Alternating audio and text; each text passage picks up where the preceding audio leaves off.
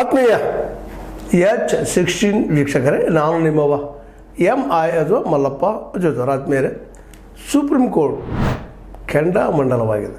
ವಿಜೇಶ ಅದರಲ್ಲೂ ಒಬ್ಬ ಜವಾಬ್ದಾರಿಯುತವಾದಂಥ ಮಂತ್ರಿಗಿರಿ ಪಡೆದಂತಹ ಮಧ್ಯಪ್ರದೇಶದ ಈ ಮಂತ್ರಿ ಖುರೇಶಿ ಅವರಿಗೆ ಬಾಯಿಗೆ ಬಂದಂತೆ ಮಾತಾಡಿದ್ದು, ಭಯೋತ್ಪಾದಕರ ಸಹೋದರಿಯ ಮೂಲಕ ಅಂದರೆ ಪಾಕಿಸ್ತಾನದ ಅದರ ಮುಸ್ಲಾಂ ಧರ್ಮ ನಂಬಿಕೆ ಇದ್ದಂಥ ಹೆಣ್ಣು ಮಗಳ ಮೂಲಕ ನಿಮಗೆ ನಾವು ತೋರಿಸಿದ್ವಿ ಏನಂತೇಳಿ ಇನ್ನೂ ಏನೇನೋ ಮಾತಾಡಿದ್ರೆ ಭಾಳ ಆಕ್ಷೇಪಾರ್ಹ. ನಮ್ಮ ಪತ್ರಿಕೆ ಅನ್ರಿ ಅದರ ಮೀಡಿಯಾ ತೋರಿಸಿದ್ದು ಭಾಳ ಕಡಿಮೆ. ಆದರೆ ಪೂರ್ಣ ಪ್ರಮಾಣದ ಆ ವಿಡಿಯೋವನ್ನು ಗಮನಿಸಿದ, ಅಭ್ಯಾಸ ಮಾಡಿದ ನಮ್ಮ ಸುಪ್ರೀಂ ಕೋರ್ಟ್ ನ್ಯಾಯಾಧೀಶರು ನಿಜವಾಗಿಯೂ ತಪ್ಪಿತಸ್ಥನಿಗೆ ಶಿಕ್ಷೆ ಆಗಲೇಬೇಕು ಅನ್ನೋ ಹಂತಕ್ಕೆ ಬಂದಿದ್ದು, ಜೊತೆಗೆ ಕ್ಷಮಾಪಣೆ ಕೇಳಿದ್ದೀನಿ ಅನ್ನೋ ಮಾತಿಗೆ ಅವ್ರು ಎಂಥ ಉತ್ತರ ಕೊಡ್ತಾರೆ, ಏನು ಕೊಡ್ತಾರಪ್ಪ ಅಂದ್ರೆ ಕ್ಷಮಾಪಣೆ ಕೇಳಿದ್ದಕ್ಕಾಗಿ ಕ್ಷಮಾಪಣೆ ಪದಕ್ಕೆ ಅರ್ಥವಿದೆ. ಕೆಲವೊಮ್ಮೆ ಜನರು ಅತಿ ನಯವಾದ ಭಾಷೆಯಲ್ಲಿ ಬಹಳ ಕೃತಕವಾಗಿ ಕ್ಷಮೆ ಕೇಳುತ್ತಾರೆ. ಕಾನೂನು ಕ್ರಮದಿಂದ ತಪ್ಪಿಸಿಕೊಳ್ಳಲು ಕೆಲವರು ಮೊಸಳೆ ಕಣ್ಣೀರು ಹಾಕುತ್ತಾರೆ. ನಿಮ್ಮದು ಯಾವ ರೀತಿಯ ಕ್ಷಮಾಪಣೆ? ಇದನ್ನು ತಿಳಿದುಕೊಳ್ಳೋ ಕೂತವ್ರು ನಮಗಿರುವುದೇ. ಇದು ನೀವು ಎಂಥ ತಪ್ಪು ಮಾಡಿದಿರಿ ತಿಳ್ಕೊಂಡು ನಮಗೂ ಅದ. ಕ್ಷಮಾಪಣೆ ಕೇಳಿದ್ರೆ ಮುಗಿದು ಬಿಡ್ತಾ ಅಪರಾಧ ಆಗಿದ್ದು, ಸಾರ್ವಜನಿಕವಾಗಿ ಆದಂಥದ್ದು ಇದು, ಕಣ್ಣಿಗೆ ಕಾಣುವಂಥದ್ದು. ಜನ ನಿಮ್ಮನ್ನು ನೋಡಿ ಚೀತು ಅಂತ ಇದ್ದಾರೆ.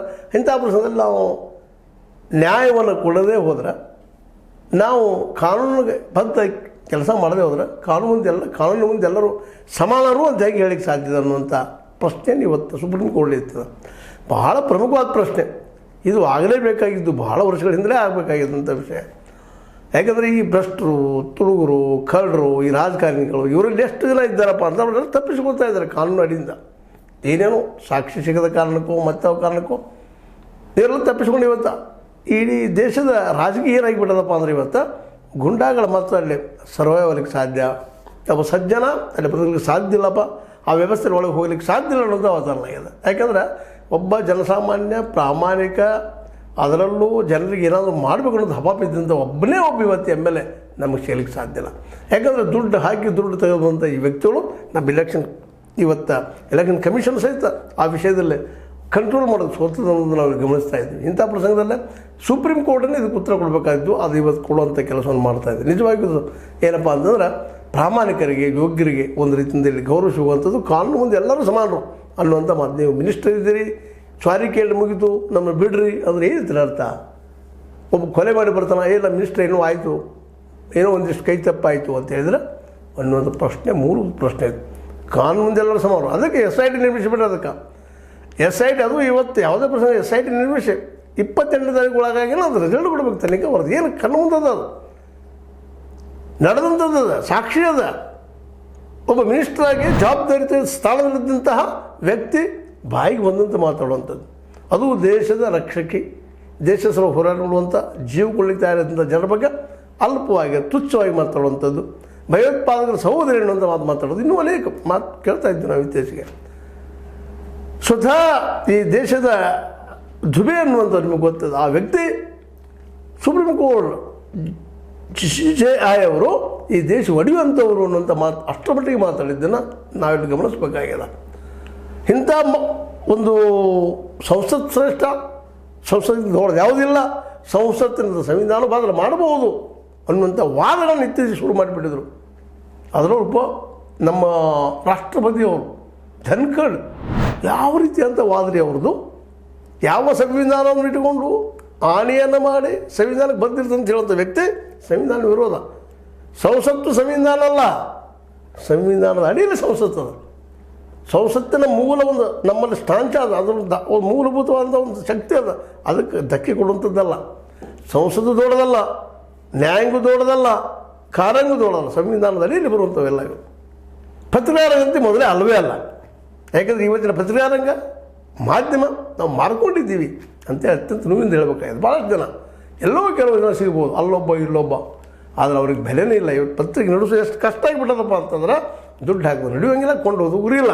ಹೀಗಾಗಿ ಇವತ್ತು ಪತ್ರಿಕಾರಂಗ, ಅದು ಬಡ ಪತ್ರಿಕಾ ರಂಗ ಅಂತ ಪೂರ್ತಿಯಾಗಿ ಸೋತೋಗ್ಬಿಟ್ಟದ. ಸತ್ಯ ಹೇಳೋರು ಸಿಗಲಿಕ್ಕೆ ಭಾಳ ಕಷ್ಟ. ಅಲ್ಲೊಬ್ಬ ಇಲ್ಲೊಬ್ಬ ಎಲ್ಲೋ ಇರ್ಬೋದು, ಆದರೆ ಅವ್ರ ಮಾತು ಏನೂ ಸಾಧ್ಯ ಇಲ್ಲ, ಏನು ಕೇಳಲಿಕ್ಕೂ ಸಾಧ್ಯ ಇಲ್ಲ.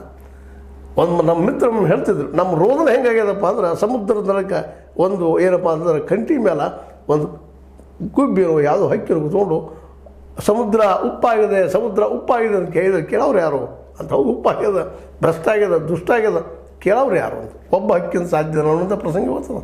ಅದೇನೂ ಇರಲಿ, ಇವತ್ತು ಸುಪ್ರೀಂ ಕೋರ್ಟ್ ಕೊಟ್ಟಂತಹ ನಿರ್ಧಾರ SIT ನಿರ್ಮಿಸ್ರಿ, ಅದೇನು ಶಿಕ್ಷೆ ಆಗಲೇಬೇಕು ಅವ್ರಿಗೆ. ತಪ್ಪು ಮಾಡಿದಾರೆ ಅವರು, ತಿಳಿದು ತಪ್ಪು ಮಾಡಿದ್ದಾರೆ. ಅಷ್ಟೇ ಅಲ್ಲ, ಇನ್ನೂ ಕೆಲವೊಂದು ಮಾತುಗಳು ಮಾತಾಡ್ತಾ ಇದ್ದಾರೆ. ಹೇಳಿದ್ದಾರೆ, ಕೋರ್ಟ್ ಹೇಳಿದು, ನೀವು ಇನ್ನಷ್ಟು ಕೆಟ್ಟ ಮಾತುಗಳನ್ನು ಆಡಲು ಬಯಸಿದ್ದೀರಿ ಎಂದು ಜನರಿಗೆ ಗೊತ್ತಾಗಲಿಲ್ಲ. ನೀವು ಏನು ಕೆಟ್ಟ ಮಾತಾಡೋದು ಬಯಸಿದ್ರೆ ಜನರಿಗೆ ಗೊತ್ತಾಗಲಿಲ್ಲ.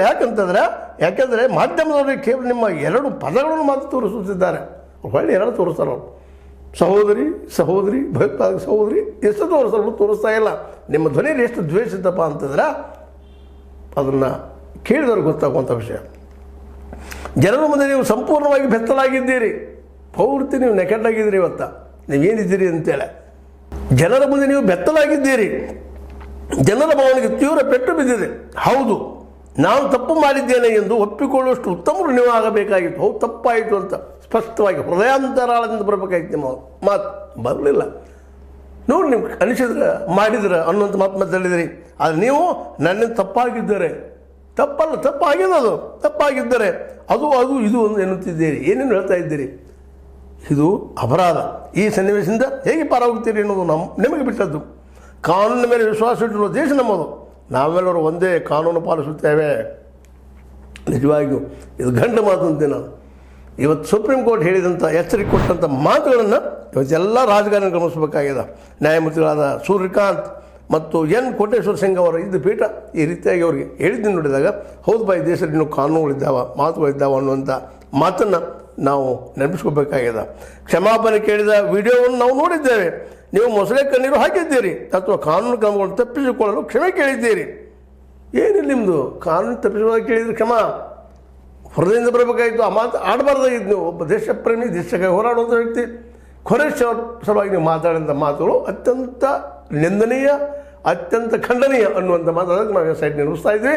ನಿಮ್ಮ SIT ರಿಪೋರ್ಟ್ ಮೇಲೆ DIG ಲೆವೆಲ್ ಮಟ್ಟದಲ್ಲ, IG ಲೆವೆಲ್ ಮಟ್ಟದಲ್ಲಿ ಒಬ್ಬರು ಅದಕ್ಕೆ ಏನಪ್ಪ ಅಂತಂದ್ರೆ ಈ ತಂಡದಲ್ಲಿ ಏನಿರಬೇಕಪ್ಪ ಅಂತಂದ್ರೆ ಮಿನಿಮಮ್ ಮಂಗಳವಾರ ಬೆಳಗ್ಗೆ 10ರ ಒಳಗೆ SIT ನಡೆಸಬೇಕು.